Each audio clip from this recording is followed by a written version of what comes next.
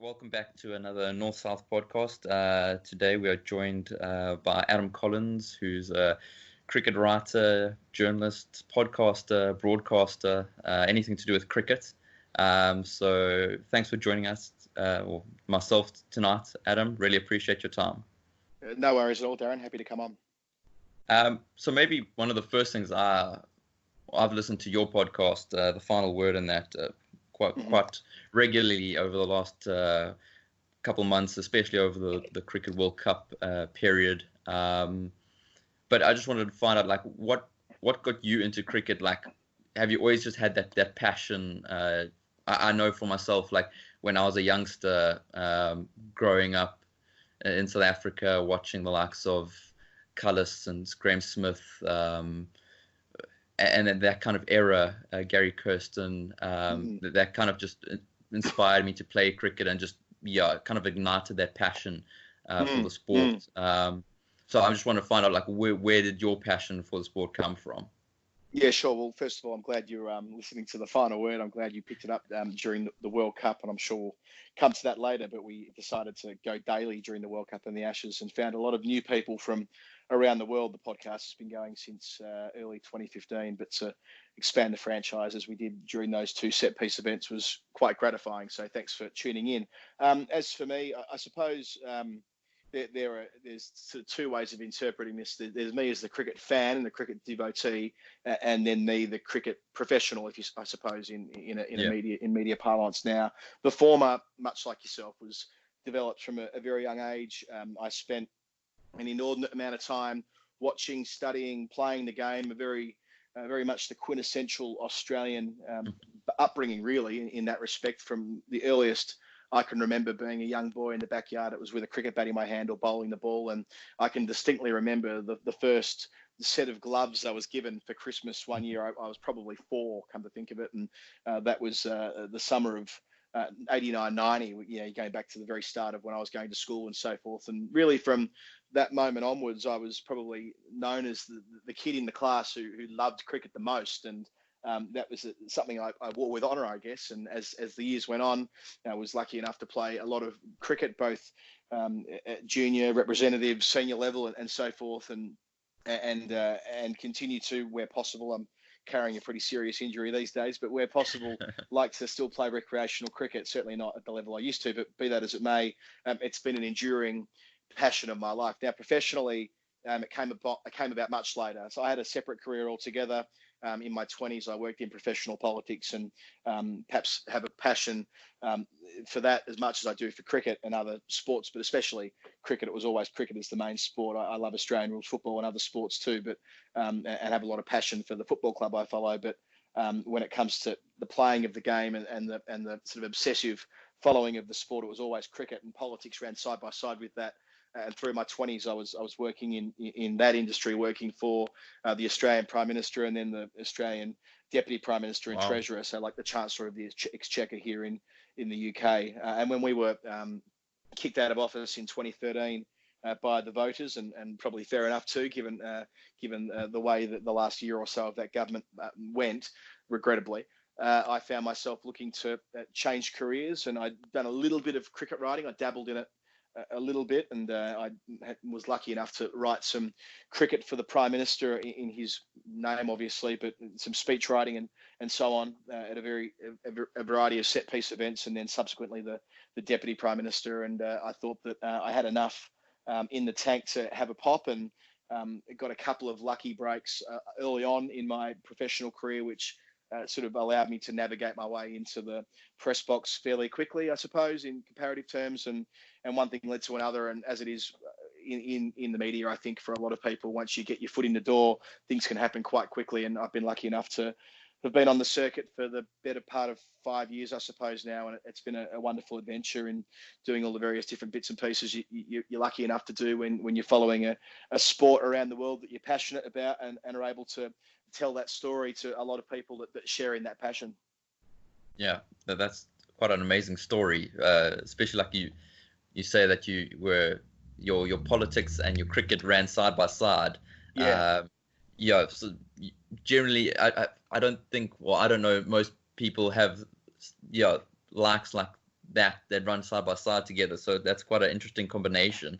But going back to your podcast and that, the final word. What got you started on that as well? Like, how did you and Jeff, come to create that? Was it just one day sitting and decided to do it, or was it? Well, to an extent, the way that Jeff and I came together, and this has been, we've been very lucky that a variety of people have now told, I guess, the Jeff and me story, which is very flattering. The way it started was that I wasn't long out of politics. Jeff was a poet. Indeed, actually, our first interaction, I was still in politics. To be precise, it was around 2013. And the 2013 Australian tour of India was going to go without a radio broadcast. The ABC weren't going. That had became a bit of a trend in that era, and has become quite a trend, regrettably, at the national broadcaster. Where cricket fits in the ABC's offering now, it's diminished to what it used to be historically for a whole host of editorial and commercial reasons, or editorial and financial reasons. I would suggest that the two have contributed to the fact that the ABC don't have anywhere near as much of a footprint as they once did when they went to every overseas tour and so on. But alas, the situation was such that the Australian team were touring India, a high profile, prestige, on Broadway affair, and there was no radio to cover it. And Jeff had started, by this stage, he decided to start a pirate radio station to do it off the television, inspired by Test Match Sofa, who subsequently became Guerrilla Cricket. But when they were at the peak of their powers, it was known as the Test Match Sofa, and they really made a massive dent and massive mark in the cricketing landscape, covering broadcasting cricket ball by ball in a completely different way. Blind caution to the wind to a certain extent as far as the legality of it, but that's what they did. And coincidentally, when Jeff had that idea and started broadcasting out of his living room in Melbourne, I was living in Canberra, and I had the identical idea. I'd said to a series of friends, I'd just been living in the UK for 12 months. I took a sabbatical from politics to work on the London 2012 Olympic Games, working at London organising. The London 2012 organising committee. I was working in a job in that apparatus, and I've been listening a lot to. I've been playing cricket over here that summer, listening to a lot of Test Match Special, but also a lot of Test Match Sofa. And I thought that there's this opportunity to do something similar to what they've done in the UK in Australia. And I reached out to a series of friends and said, look, this is a really good idea. We should look at doing something. And concurrent to that, coincidentally, Jeff had the same idea. And he and I started conversing on Twitter. I wasn't able to participate in that series. Indeed, I think it may have been after it had finished by the time I sent him a message. But that's when we started talking. We met later that year. It might have been the start of 2014 at a function. I just started writing about cricket at that stage, and we continued the conversation. And pressing fast forward to 2014, when Australia played in the UAE against Pakistan over 2 Test matches, I was part of that commentary team for White Line Wireless, we were then calling it. And before too long, we were amongst a handful of people who were steering the White Line Wireless ship for a little while there, which ran alongside at the start of our careers in the press box, I suppose. And as that was gathering steam, Jeff was going to come to England for the 2015 Ashes. I was going to come to England for the 2015 Ashes. We were both working for the ABC, perhaps ironically, given we were very critical of the ABC's treatment of cricket. We were both working for them in a written capacity. And we said that, look, we should say to them that part of what we will do is we will do a podcast. And that was the start of it. I mean, I'm not going to pretend for a heartbeat that it was an overly penetrative podcast. We did go into the ABC and record it, and the BBC and all these other, studios and so forth. But as we learnt a couple of years later, after doing the podcast with the national broadcaster for 3 seasons, we learnt that the head of sport didn't even know we had a podcast. So that spoke volumes, I think, about the disconnect in the bureaucracy there, 1, and 2, how little impact we were making. And that's why we decided to sort of take it out of that world and go out on our own. And it's kind of been one thing to the next after that, to the point where now I think on any given week we're either the number 1 or the number 2 cricket podcast in Australia and the UK. Yeah, that's just amazing. And the dynamic between you two is always great to listen to as well. That's always entertaining. And like you say, over the the Cricket World Cup that's just happened in 2019, yeah, in the UK. You did the daily podcasts, which must have been grueling at some points for you guys. But did you see like quite a big uptick in that? Because it seemed like you did gain quite a lot of traction during that period with your podcasts. Oh, we did. Look, it was going well anyway. I mean, the show had gathered a pretty decent listenership. We had our first of what was 5 live shows in 2019 in our hometown of Melbourne. I mean, I live in the UK, but Melbourne's very much where I'm from. And we sold out a live show in Melbourne. So we had a bit of a feel for the fact that the show was going pretty well. And we were, we have a fantastic production company that support that, some great commercial partners. But the World Cup, the idea of going daily in the World Cup actually was an idea which I lifted from the various World Cup dailies during the Football World Cup of 2018. I was in Zimbabwe for a couple of weeks of that, covering the Australian T20 series down there with Pakistan and Zimbabwe and Australia playing a tri-series, and probably I might have been there for 10 days or something like that.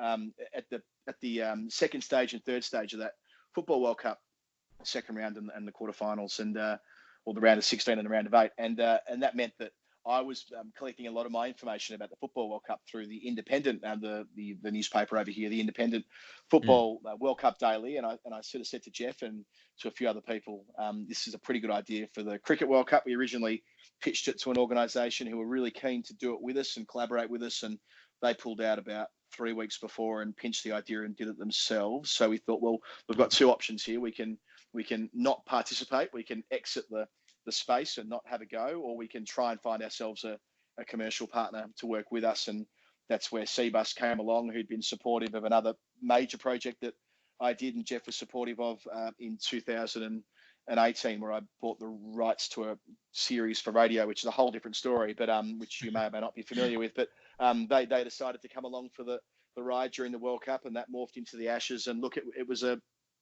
by design a 15 to 20 minute per day quick hit, and the idea being that it would drop into podcast feeds at 6 a.m. Australian time, so that if you because the timing of a World Cup in England is such that if you're in Australia, you might only get to watch maybe 2 or 3 hours, maybe 4 hours if you stay up late to watch the coverage of a night before you got to get up and go to bed and get up for work or school the next day or whatever it is. So a lot of people were relaying to us that they were waking up and the first thing they were doing is refreshing their podcast feed and listening to how we had presented the day before they even checked the scorecard, because we set it up in a way that we were giving the scores at the front, and that was really flattering. And it gathered this wonderful momentum.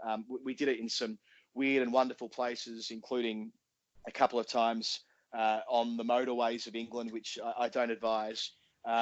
Walking through the streets of Nottingham, on various cricket grounds, and on the Lord's balcony on World Cup final evening, which was just an exhilarating day for all the obvious reasons that I'm sure all the listeners will remember that final well. But I was very, very lucky that I'd been commentating the final on radio, and I'd been hosting the coverage as well. So I was on air, calling that super over, and the last 5 overs, the super over, all the hullabaloo. Had to race outside with Jeff to do some end of day video recording that we do, and some other stuff that I was doing with Harsha Bogle for Crick Buzz, and sprinted back inside and really up against it to meet our deadline, because obviously the game ran quite late. I said to Jeff, mate, we just got to record right now. Let's go up to the gantry, the camera gantry just beneath the famous press box at Lord's. And we just went, let's just do it. We'll do no planning. We'll just speak from the heart. And I've never listened back to that episode, but it's the most ever listened to episode of The Final Word. Not a single second planning went into it. We just spoke from the heart for 20 minutes. It's probably complete gibberish, but I think people were able to identify that after 47 days of competition, for it did, we were just giving it big from the heart, and people seem to identify with that. Yeah, that final was just amazing. I couldn't believe it. Just sitting watching at home, it was just jaw-dropping stuff, and something I think that will live in the memories for most cricket fans for a very long time. Yeah, well, we just got lucky, didn't we? I mean, you consider that there's been one-day international cricket played since 1970, or the summer of 1970-71. The first ever one-day international, when the Boxing Day Test got rained out that year, where Australia and England played a one-day at the MCG at the end of that rained out test. I think they played it on New Year's Day in 1971, if memory serves me correctly. And to think that through all of those years, all of those limited overs internationals, all of those relatively meaningless bilateral series, we're all pretty familiar with the way 50 over cricket was used as a massive cash cow through the 90s and 2000s before T20 came along, and all of that cricket. To think that we got the best ever finish by any real yardstick to a World Cup game just happened to be on the final where England were the hosts. It's like you couldn't dream of a script like that, especially when you overlay that with the Trent Bolt catch on the boundary line, the running off the back of Ben Stokes' bat in the final over to even bring it into a super over. The way the super over concluded with the run out and so on, and all that went along with it, we were incredibly fortunate that day to witness such a thing. In my case, to have been on radio telling the story to a great many listeners as well. It was an utter privilege. Yeah, and speaking of the final and that and Test cricket, which I'll get onto now, is someone who played in the final and who you've interviewed, Jimmy Neesham.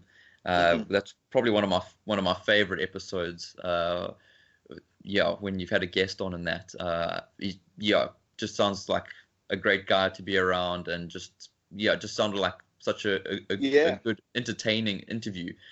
He's a good man. And I interviewed him the day before the World Cup final as well. So I went back and spoke. 2 days before. I went and spoke to him the Friday before, and you never would have known that he was about to play such an integral role in a World Cup. He's such a laid-back character, and that to an extent belies his quite intense personality. And we went into that in the podcast with him, that he's suffered with some mental health issues, and that's become a constant theme of the show. Quite a lot of interviews we've done have touched on mental health, and it's no secret that Jeff and I both had our own challenges with mental health issues over the years. So I think that means that we're able to sympathise and empathise with some guests, like our feature with Glenn Maxwell. We spoke to him for an hour and a half before the World Cup on the show, and he was pretty open with us about different parts of his life and how it's intersected with mental health and cricket and so on. And Jimmy Neesham is another, and there are others which for the top of my head, for whatever reason, I can't think of any others, but there definitely have been other players who've been happy to sort of open up to us about that and about those challenges. Yeah, I can imagine, especially playing at that level and the pressures that come with it, and just general life, and that has its own ways of getting to one.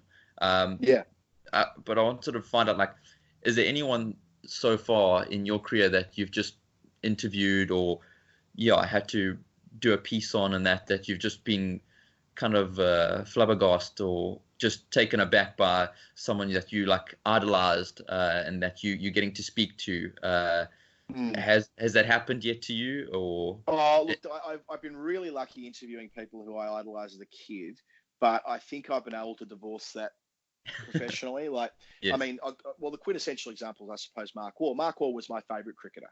So the first piece I ever wrote for a cricket magazine, as it happens, was for the Cricketer mag, which I did some work for back in the early stage of my career as a writer. And I spent 4 weeks in the library at the MCG in the Melbourne Cricket Club preparing to write 800-word piece. I was obsessed with getting it right.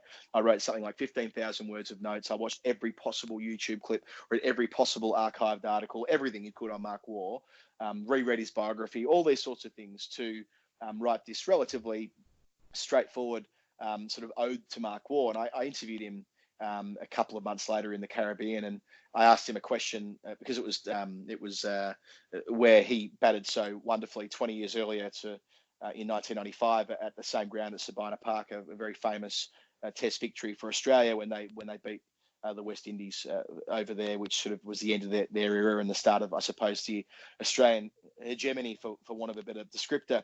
And to be honest with you, Mark Waugh said to me when I asked him the first question, he goes, I think I sort of remember, I can't remember what the question was, but he goes, oh, look, you know more about that than I do. That is to say, he knew that I knew more about his career than he did, or it was a throwaway line, but it spoke to the broader point, I guess, that you can care a lot about someone's career from the outside, and I'm sure he cared a lot about his career too. Don't get me wrong, I'm not trying to besmirch Mark in the slightest when I say that, but I found that quite instructive. But I've been able to sort of have a healthy distance on someone like that who I had to report on when he was a national selector. Alan Donald, talking to Alan a couple of times last year was a real thrill from a from someone who loved fast bowling. That's what I did, albeit nowhere near as quick as Alan Donald. But I used to run in and give it my best as a kid and as a senior cricketer. And I loved Alan Donald. So doing a couple of long interviews with him was a real joy. Greg Chappell, I've spent some time with on the podcast last year. Ian Chappell was fascinating company and a really great man. So there are a lot of those cricketing greats who you do get the chance to intersect with. But probably the most interesting interview that I've done it was with David Warner. And this wasn't the one that we did on the pod, although that was very interesting as well. But the one that I did with him the previous year during the Australian Cricketers' Pay Dispute, where he was quite open and honest with me about a lot of different things about the way he felt about that pay dispute, but also about the way that he transformed his life with his wife, Candice, and his life coach, John Novak, and how he'd introduced a daily element of meditation to his life and how that had really changed the way that he felt about other people and how he wanted it to affect the way that people felt around him. And of course, we know that only like sort of 9 months later, there's the sandpaper farrago and the perception of David Warner changed yet again. But I find him to be one of the most, if not the most intriguing person I've ever known, really. He's an impossible person to get an absolute read on. He's got an enormous amount to say. He is a thinker, but he also knows he's got blind spots and he wants to colour in the gaps in those blind spots, if you like, to mix my metaphors. He wants to be a better person. It's not a case of sort of him being a fantastic cricketer and a prolific opening batsman and thinking that's that. He does have an interest in giving back, and the circumstances around what happened in South Africa were complicated as well, as it related directly to his wife and the misogynistic abuse his wife and he were receiving about his wife throughout the tour of South Africa, which was very disappointing. As one colleague from the press box said to me at the time, that sort of the Me Too movement hadn't really migrated to South Africa at that point, certainly not in the crowd in any case, as far as the sort of abuse that was coming the Warners' way, which isn't to excuse sandpaper, but it is to give a bit of context around it. So I'm always careful to say I'm not trying to excuse what happened when they cheated, but just to simply say that it didn't happen in a vacuum. They felt deeply aggrieved at the abuse and misogynistic abuse that was coming his wife's way. But alas, I'm digressing. Warner is a fascinating character. And I think that when he finishes his career and writes a book or cooperates in a book or something like that, we're going to get an even better sense of a guy who's really had a career which has mirrored the way that international cricket has progressed in the last 11 or 12 years, starting as a T20 biffer and refining his game to become one of the most prolific test openers of his generation, if not the most prolific. Yeah, and speaking of David Warner and his prolific run scoring over the last couple tests and that down on Australia, there's a lot being going on in the news this week about the move to, or the proposed move to 4-day tests versus 5-day tests. I know from Cricket South Africa there was a statement that came out that said that they wanted to move towards 4-day tests, and then Faf du Plessis and a few other senior Cricket South Africa members came out and said no, they actually want 5-day tests to stay. Where do you sit on this? What is your take? Is it a financial thing that they just doing? Well, there's a lot to pull out of this. Let me just start by saying that I respect the different opinions on this. I think that a colleague and friend I respect said the other day in a conversation that I was involved with him that it could end up just becoming part of the culture wars in cricket. Old, new, young, old. Almost generational.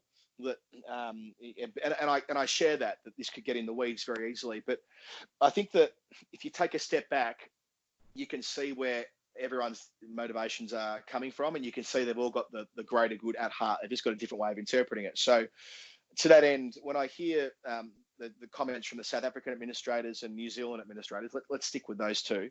There's others in the mixer, but it's easiest if we break it down this way.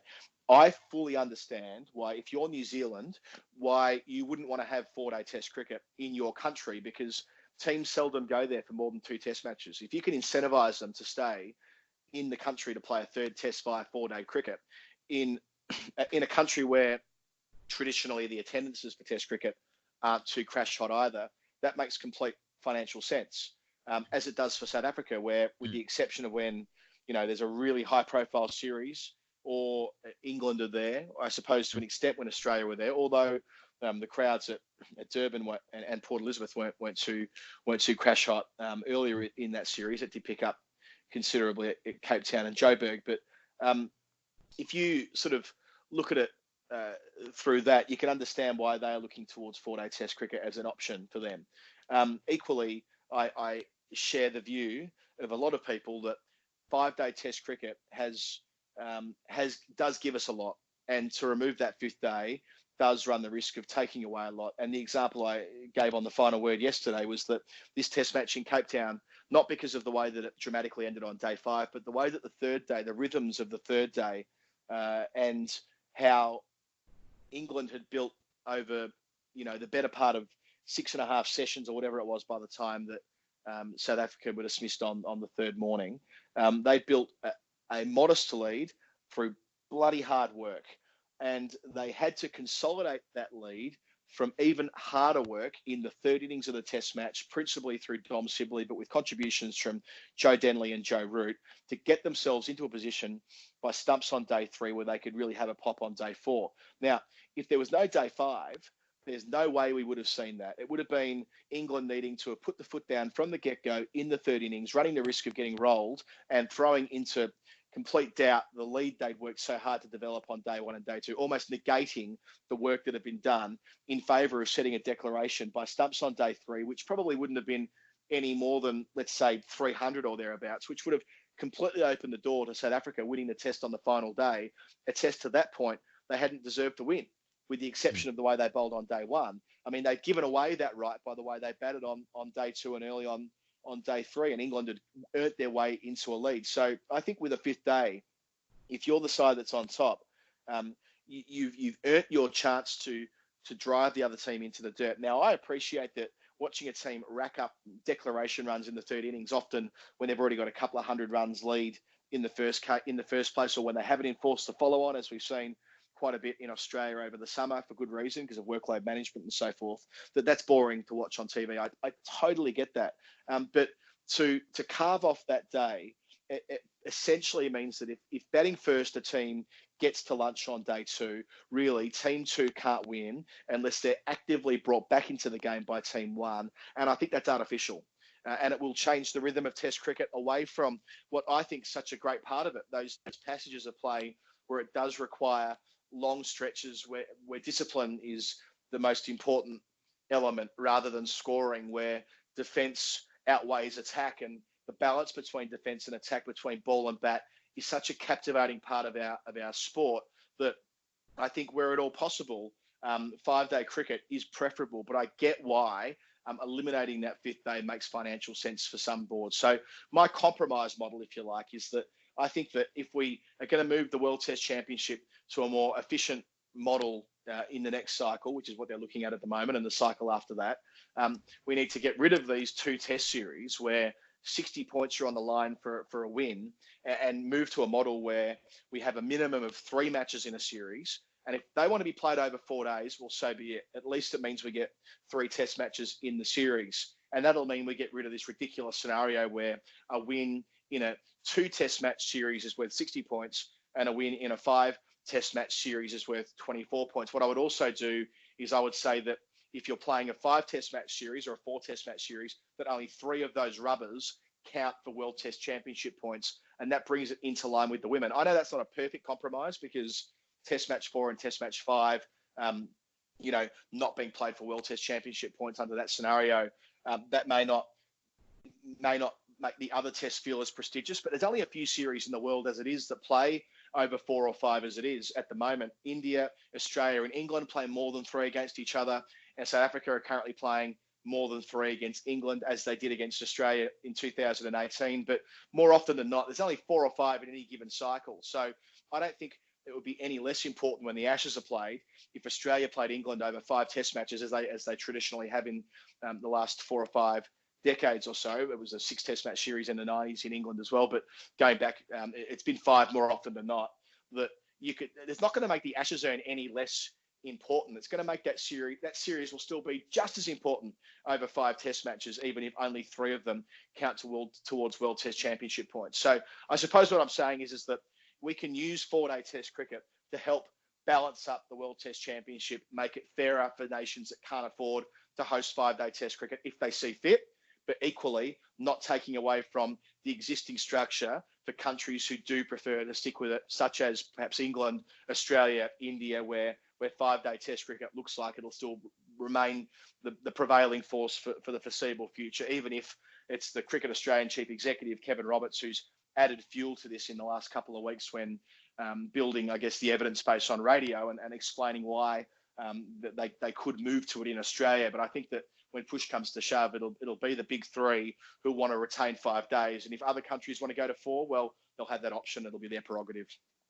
Yeah, I have to agree with you as well with the point system. I found it quite strange how they've split the points like that. Like you say, where when it comes to a 2-test series where it's 60 points per each game, and then 24 per game in a 5 series. Then there needs to be a better solution when it comes to awarding points in that.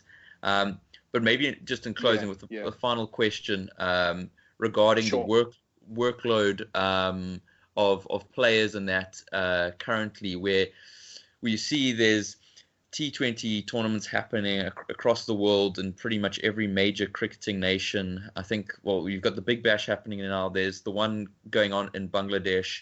There's the 100 coming up soon in the spring, summertime here in the UK.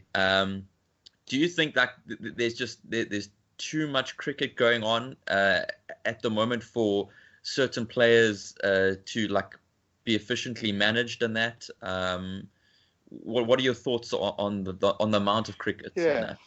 Yeah, it's definitely a real and present danger, isn't it? And look, a further point to what I said before is that in 4-day Test cricket, you'd have to see the follow-on enforced a lot more, which puts different sort of pressures on fast bowlers. But I digress. Workload management. It's definitely a thing. The volume of leagues, the amount of money that can be made on the circuit, the ever-increasing amount of travel that international teams make as part of a very compact future tours program. Each player has to make their own call on this, and different types of players are able to manage it in different ways. I think batsmen historically have been able to get away with a little bit more than bowlers, and that sort of stands to reason given the relative physical toll that each discipline takes. But Tim Wigmore and Freddie Wild wrote a book late last year called Cricket 2.0, and it talks about T20. It's the history of T20 cricket so far, and I can strongly endorse it to your listeners that what it does in one of the, well, it does a lot of things, but one of the chapters speaks to the economic viability of these leagues. And a major conclusion is that they won't all survive in the format they have at the moment. They're absolutely within their rights, by the way. Every single board is within its rights to have a T20 competition in the same way that India, England, Australia, and so on. But it doesn't mean it's going to necessarily work. I mean, we saw what happened in South Africa a couple of years ago with the failed league there. We, of course, saw what happened with the Euro Slam, with Ireland, Holland and Scotland combining forces, and that they had their league delayed this year. We've seen some changes to the Bangladesh Premier League, which may make that less lucrative in future years. But look, the idea of them being leagues that could amalgamate is certainly something I could imagine. The idea of giving leagues a better prescribed window on when they play, condensing them into a shorter period of time. The Big Bash have taken lead on that this year by carving, I think, maybe 8 or 9 days off the season last year when it was seen to have been meandering a bit too long. So I think that these T20 leagues are going to have to get resourceful because there's only so much talent, there's only so much interest, only so much bandwidth. So in order to get maximum bang for your buck, you're going to have to keep getting creative because we are going to reach a point of saturation. We've probably already reached a point of saturation when you consider there's a second tier comps like the T10 that gets played in the UAE. And I mean, this year, of course, the 100 will be a new format of the game as well. And a lot of money's being poured into that by the ECB in an effort to get some of the most exciting white ball cricketers in the world to be here for that 6-week block in the middle of the summer, which has been a highly contentious move, I should add. But it's emblematic of where they're trying to have a point of difference because they want to make sure that they can have a competition which can compete with the IPL and the Big Bash and the Pakistan Super League and so on. Whether it was right to go to 100 balls, we probably don't have time to go into that right now. But I see what their thinking is that they want to try and find a new generation of cricket fans, and every board's entitled to do that. But to come back to your original point about workload management, that's going to be the special sauce. How do we get to a stage where players, who, by the way, they are caps on how much they can play at the moment, but in time, in these ICC sanctioned competitions, how we can find the right balance between making as much money as the free market allows you to make on the T20 circuit, but that not marginalising international cricket, and always finding a healthy balance between the two. And we're only really 1 decade into that. And I'm sure, if we had another conversation in 10 years' time from now, it'll have matured in ways that we can't yet chart, because there's been so much that's gone on since the IPL started in 2008. Who knows where we'll be in 2030? Yeah. In closing, just thank you for joining me tonight. Really appreciate it. And we'll look forward to hearing more content from you and Jeff on your podcast.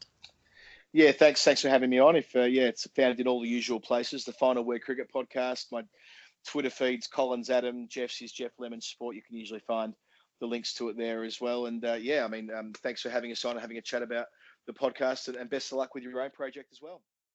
Thanks for listening, and please remember to subscribe and follow us on our different social. Thanks for listening, and please remember to subscribe and follow us on our different social media pages. Catch you next time.